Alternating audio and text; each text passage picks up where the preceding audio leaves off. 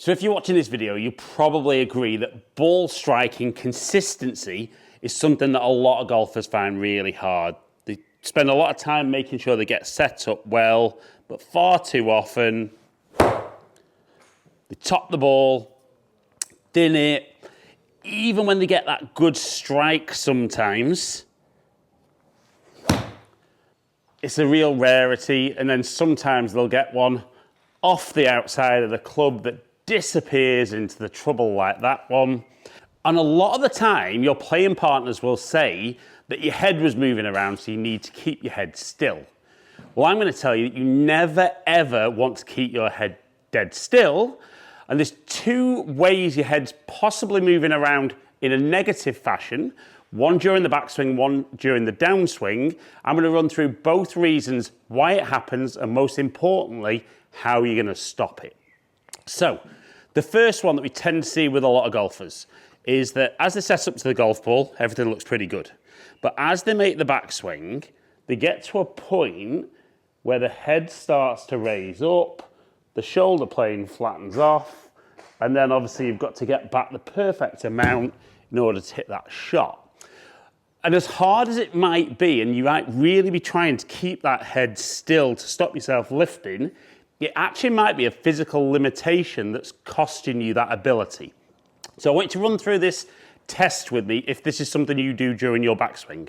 So you're going to stand nice and tall, get your back arm, so my right arm, about shoulder height, and then just rotate back the forearm as far as you can. Now you can see I can get that just past my spine angle, and then I'm going to go into my golf posture and get the same movement.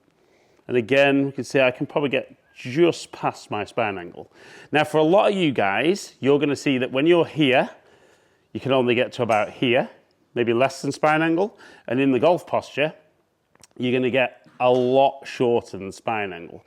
And that's because the rotator cuff is a bit tight. But a little challenge for a lot of golfers is they kind of feel that in the backswing, they want to make a nice big backswing. Now, if I get some good length into my backswing, you can see that forearm needs to be able to get past my spine angle. Otherwise, that'll happen and we'll get the club across the line. Or for most of you golfers, you'll get to a point where you can, and then to get further back, you'll lift up, stand out of posture, and that's where we see the head moving around. So if you are one of those golfers, do that test initially.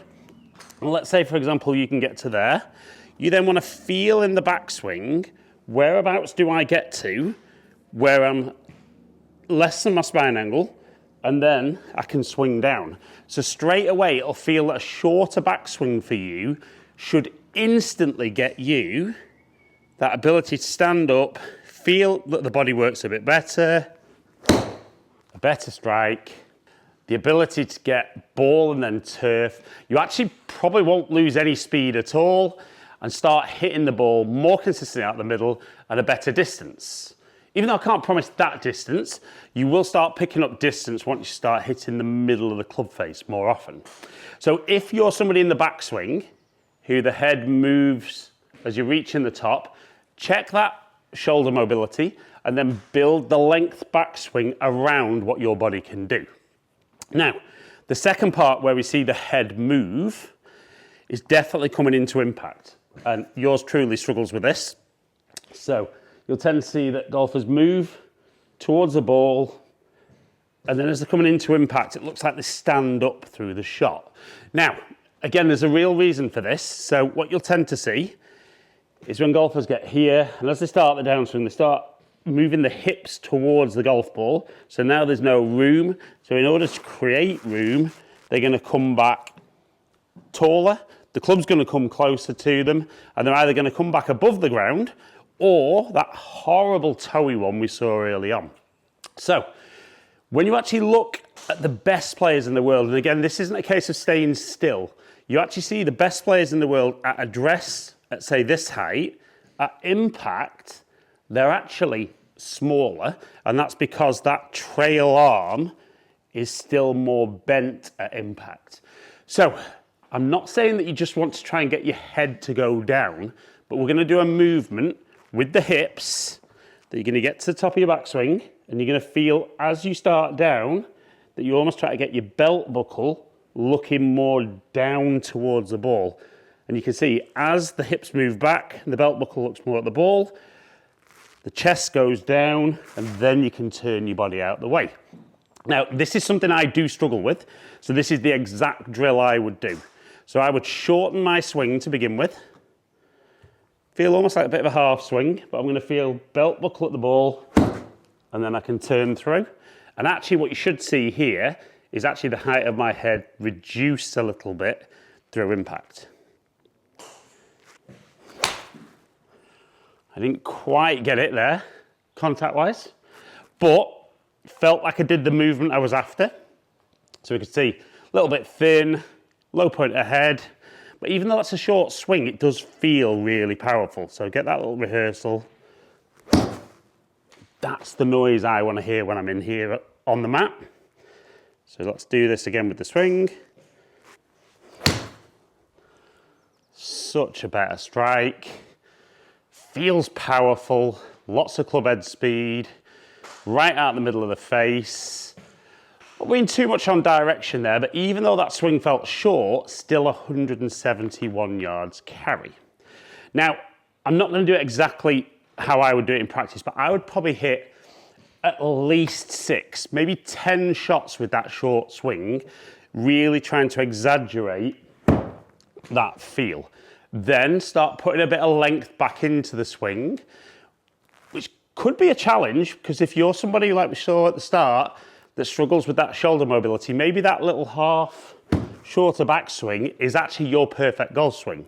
Now I know I can be a little bit longer, and all I would expect really to see now is as I get longer, retaining the strike and just a little bit more club head speed.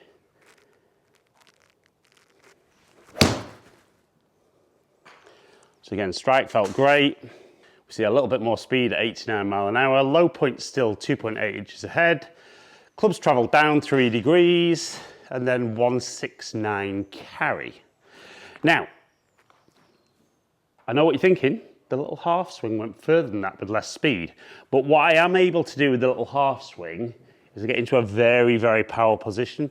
Almost a bit like a punch shot for me. So I know with loft in my hand, it goes a long way. But I can't quite get that feeling when the clubs have got a bit less loft. But that sensation of that shot, if I could bottle that feeling, I'd hit a lot more good shots more often. So remember, we're not trying to keep the head still. We're going to work on the length backswing that's optimum to retain our height. And then as we start down towards the golf ball, those hips are going to start moving back away from the ball. That's going to create some room to swing the arms into. And it sounds easy, doesn't it? I'm just going to set up there, put a good swing on it. If I can strike it like that every time, we see more speed at 90 mile an hour, low point an inch ahead, maybe not hitting down quite as much as I would like, but carry at 174.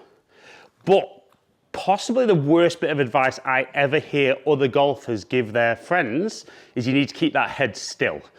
Like I said, you don't see any of the best players in the world keeping their head. If you were drawing a circle around my head, you don't see any of the best players in the world keeping that head dead still during the golf swing.